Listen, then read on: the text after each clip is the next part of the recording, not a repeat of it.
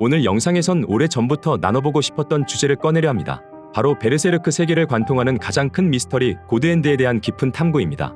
사실 미우라 켄타로 작가가 세상에 없는 지금 고드엔드에 대한 진실은 영영 베일에 쌓여 있을지도 모릅니다. 재현재 감독을 맡고 있는 모리 코우지 작가는 남은 종반부 이야기의 방향과 결말만 알고 있을 뿐이니까요. 하지만 상상은 자유입니다. 지금부터 영상에서 펼쳐놓을 가설들은 개인적인 망상에 불과합니다. 반대 의견이나 동의하지 못하는 부분이 있더라도 재밌게 봐주시길 바랄게요. 먼저 이 모든 상상과 추측은 생뚱맞은 의문의 존재들이 등장하면서 시작됐습니다. 광전사의 갑주를 만든 드워프 대장장이 하나리 갑주 속에 봉인된 전 주인의 기억을 되살리면서 등장한 미지의 존재들이죠. 가치는 해골기사, 아니 가이제릭의 과거 기억과 오버랩되면서 보이드를 비롯한 5의 존재들을 인지하게 됩니다. 팬들은 이 알 수 없는 존재들이 처음 등장했을 때 흥분의 도가니탕에 빠졌었죠.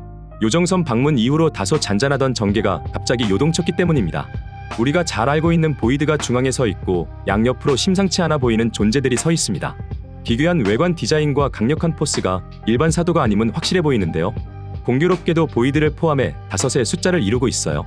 가이제리광과 보이드가 대립했던 시대의 고드엔드임이 유력해 보입니다. 여기서 현 시대의 고드엔드와 명확한 구분을 위해 이들을 구 고드엔드라고 칭하겠습니다. 우리에게 친숙한 지금의 고드엔드들은 신 고드엔드라고 칭할게요. 그렇다면 여기서 가장 먼저 드는 생각은 구 고드엔드들은 어디로 사라진 것인가? 라는 의문입니다. 다른 말로 왜 하필 보이드만 남겨놓고 다 사라져버린 걸까요? 일각에선 광전사의 갑주를 입은 가이제릭이 구 고드엔드들을 처단했다고 말합니다. 하지만 이 가설은 가능성 제로에 수렴하는 1차원적인 해석이에요. 대륙을 최초로 통일했던 패왕이었던 만큼 당시 가이제릭의 무력은 가치 이상이라 생각되는데요. 거기에 광전사의 갑주까지 입은 상태였으니 어마무시한 전투력이긴 했을 겁니다. 하지만 그는 모든 뼈가 부서지고 모든 피가 뿜어져 나올 때까지 싸우다 죽었다고 했어요. 이후엔 마녀 플로라의 도움으로 해골 갑주의 혼이 속박된 채 명부마도의 길을 걷게 됩니다. 바로 우리가 알고 있는 해골기사죠. 해골기사는 분명 광전사의 갑주를 입은 가이제릭 왕 시절보다 강한 존재로 거듭났습니다. 오랜 세월 동안 쌓인 경험과 전투 스킬은 세계관 최강자 티어에 속하는데요. 사도 중 가장 강한 축에 속하는 불사신 조드조차도 겨우 비등하거나 그 아래 수준입니다. 하지만 이런 해골기사라도 고드엔드들에겐 생채기 하나 내지 못했죠. 필살기로 준비한 환수의 검도 페무토에겐 털끝조차 닿지 못했습니다. 이런 팩트로만 보더라도 더욱이 해골기사가 되기 전 가이제릭 왕의 무력으로는 고드엔드를 처단할 수 없습니다. 자연스레 다음 추측은 구 고드엔드들의 자연 소멸설로 옮겨가는데요. 어떤 메커니즘인지 정확히 알 수 없지만 모종의 이유 때문에 자연스럽게 사라졌다는 얘기죠. 사실 이게 정설에 가깝다고 생각합니다. 저는 먼저 고드엔드라는 명칭 자체에 집중하고 싶습니다. 말 그대로 신의 손. 시면에서 베르세르크의 스토리라인을 기획한 디렉터, 마의 이데아의 의지를 집행하는 존재들입니다. 손은 인간 행동의 가장 기본적인 수단이자 의지의 표현이라 할 수 있죠.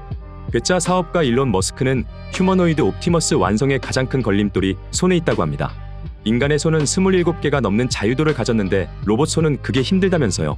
그만큼 손이 상징하는 바는 남다릅니다. 그런데 우리의 손은 왼손과 오른손 2개입니다. 한 손이 없다면 정상적인 생활이 불가능하겠죠. 멀리 볼 것도 없이 가치에 사라진 왼손만 보더라도 알 수 있습니다. 한마디로 손뼉도 마주쳐야 소리가 나듯이 2개의 손이 온전할 때 모든 일은 완성될 수 있다는 얘기입니다. 이런 기본적인 전제로 구 고드엔드와 신 고드엔드의 개념을 정리해보려 합니다. 구 고드엔드는 마의 이데아의 왼손입니다. 축구로 따지면 전반전이에요. 마의 이데아가 이루고자 하는 세상, 바로 현세를 악으로 뒤덮을 암흑시대, 이를 위한 빌드업 과정이라고 생각합니다. 쉽게 말해 악의 씨앗을 세상에 심는 준비 과정이라고 해석해보기로 했습니다. 고드엔드는 작중 공식 설정으로 216년마다 태어납니다. 서양에서 악마의 숫자라고 알려진 666을 낱개로 하나씩 곱하면 216년의 주기가 완성되죠. 최초의 고드엔드가 누구인지는 알 수 없습니다. 다만 이 그림에 나타난 4명 중 1명일 텐데요. 임의로 순서를 배치해보겠습니다. 최초의 216년이 지나고 첫 번째 구 고드엔드가 탄생했습니다. 다시 216년이 지나고 두 번째 구 고드엔드가 탄생, 또 다시 216년이 지나고 세 번째 구 고드엔드 탄생, 마찬가지로 216년이 지나고 네 번째 구 고드엔드까지 탄생합니다. 총 864년의 시간이 소요됐죠. 그리고 구 고드엔드의 마지막 5번째 존재는 보이드라고 가정해보겠습니다. 보이드가 탄생하기까지 걸린 216년의 시간 동안 세상의 이면에선 많은 변화가 있었을 겁니다. 그리고 우리가 잘 알고 있는 가이제릭 왕과 그를 보필한 현자의 시대가 도래했습니다. 여기까지가 1080년? 약 1000년의 시간이 소요된 것입니다. 그리고 가이제릭이 세운 나라는 현자가 불러낸 신의 천사들에 의해 하루아침에 멸망했다고 하죠. 재생의 탑에 감금된 그리피스를 구하기 위해 잠입하던 가츠 일행들. 주도와 캐스커가 다섯의 천사인지 네 천사인지 헷갈려한 옛날 이야기. 여러분도 기억나시죠? 기존의 구 고드엔드 넷이 강마 의식으로 등장했고 당시 죽어가는 현자로 추정되는 보이드가 가이제릭 왕과 그 나라를 제물로 바치고 다섯 번째 고드엔드가 된 것으로 보입니다. 전생한 보이드까지 합치면 다섯의 천사라 볼 수 있는 것이죠. 고드엔드의 다섯 번째가 나타난다는 것은 세상의 변혁을 암시합니다. 이때 당시의 대륙을 통일했던 세상에서 가장 크고 번화한 나라가 통째로 사라졌다는 사실은 말 그대로 천지개벽할 노릇이었을 겁니다. 저는 여기까지가 고드엔드 사가의 전반전이었다고 생각해요. 기독교적인 개념에서 생각하면 구약의 시대입니다. 약속과 준비의 시간인 셈이죠. 구 고드엔드들은 신약의 시대를 잉태하기 위한 기반을 닦았고 자연스럽게 소멸했으리라 추측합니다. 그리고 그들의 역할과 의지는 후대의 신 고드엔드들에게 이어졌다고 봅니다.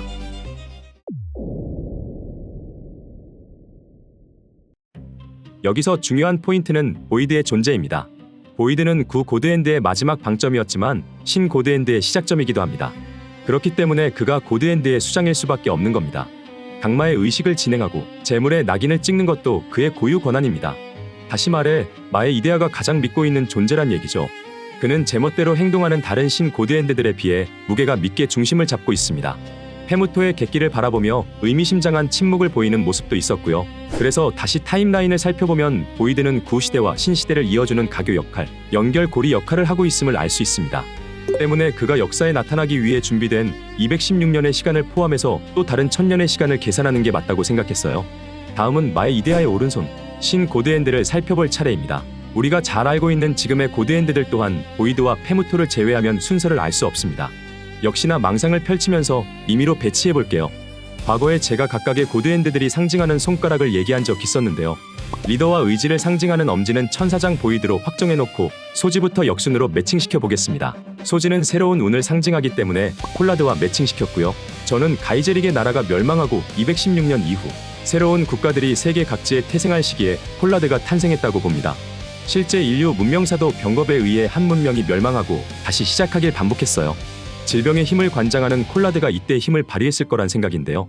약지는 정신력을 상징하는 만큼 유빅과 매칭시켜 보았습니다. 다음 216년이 지난 후엔 유빅이 탄생한 것이죠. 세계 각국의 문명이 정착되고 각자의 고유한 문화를 꽃피우기 시작하는 단계로 예상됩니다. 유빅은 기본적으로 수다쟁이죠. 여러 가지 환영을 연출하며 광대 역할을 자처하는 지능캐예요. 생전에 사람들의 마음을 들었다 놨다 하는 예술가 계통의 인물이 아니었나 싶은 유빅이라 이 순서에 배치해보았습니다. 중지는 높게 솟아있는 인간의 욕망을 상징합니다. 바로 홍일점, 슬렁의 자리입니다.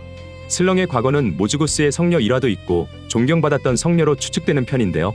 반대로 루카 같은 창부인데 사람들의 마음을 사로잡는 인물로 생각하기도 하죠. 이 시기는 베르세르크 현재 시점으로도 불과 200여 년 전의 최근 시대입니다. 이야기의 주 무대인 미들랜드는 법왕청 산하의 유일신관이 교리로 득세하며 인간의 욕망을 죄악시하는 풍토가 팽배한 곳입니다. 자신들이 정한 교리를 법보다 우선시하며 이외의 모든 것들은 이단으로 치부하죠. 이러한 잘못된 흐름이 가속화되는 시대상을 반영했을 때 성욕을 관장하는 슬렁이 적합하다고 봤습니다. 다음 마지막 216년은 우리가 너무도 잘 알고 있는 가츠와 그리피스의 시대, 신 고드엔드의 다섯 번째 존재, 어둠의 날개 페무토가 세상에 현생하는 순간입니다. 페무토는 검지로 매칭시킬 수 있는데 마의 이데아의 방향성과 목표를 상징하는 인물이죠. 쉽게 말해 행동대장인데요.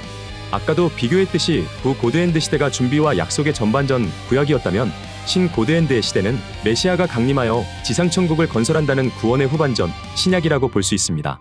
문제는 메시아로 보이는 빛의 매 그리피스가 사실은 세상의 암흑을 몰고 올 어둠의 매라는 사실. 기독교적 관점에선 적그리스도다 할 수 있겠습니다. 아무튼 이렇게 또 다른 사이클의 1000년이 흘렀습니다. 천사장 보이드가 신 구 고드엔드의 연결고리 역할을 하며 행동대장 페무토가 자신의 나라를 갖겠다는 일념하에 그리고 그 이후에 더 큰 목적을 위해 세찬 날개짓을 계속하고 있는 상황이죠. 온전한 두 개의 손이 모여 날개를 펼칠 때 진정한 암흑시대가 도래할 것입니다. 왼손과 오른손, 전반전과 후반전, 구약과 신약. 사실 이런 개념들은 세상의 가장 단순한 진리이기도 해서 누구나 상상해볼 수 있는 해석 같아요. 빛과 어둠, 하늘과 땅, 동양과 서양, 남자와 여자, 정신과 육신. 잘 살펴보면 세상 모든 것들은 반반으로 나누어져 있거든요. 양념반 후라이드반처럼 단순한 컨셉을 잡고 억지로 타임라인 계산을 두드려본 결과에 불과하지만 뭔가 아귀가 맞아떨어지는 것은 재밌는 일입니다. 저의 해석이 누군가에겐 인사이트를 줄 수 있기를 희망하면서 이번 고드엔드 심층 탐구 편을 마무리하겠습니다. 긴 시간 시청해주셔서 감사합니다.